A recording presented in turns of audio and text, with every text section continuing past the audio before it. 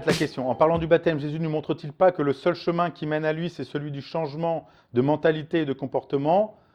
Oui, mais ce changement n'existe que parce que le royaume s'est approché. C'est-à-dire que c'est d'abord parce que lui s'approche, c'est d'abord son œuvre qui s'approche, qui produit en nous un changement de mentalité. Dans la formation, dans la formulation que tu emploies ici, on pourrait encore laisser sous-entendre que c'est à nous d'avoir un changement de mentalité et de comportement.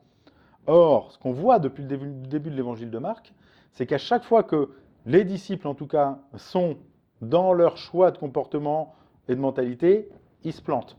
Pierre en est le meilleur des exemples.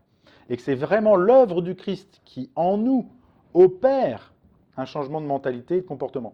Moi, c'est aussi comme ça que je comprends l'épître de Jacques. Hein. C'est-à-dire que dans l'épître de Jacques, quand tout à coup Jacques dit « Montre-moi tes œuvres et je connaîtrai ta foi », c'est pas dans le sens de critiquer la foi, c'est simplement de cette conviction profonde que si Christ vient en nous, ça opère un changement. Donc le changement est le signe visible d'une grâce invisible, vous voyez?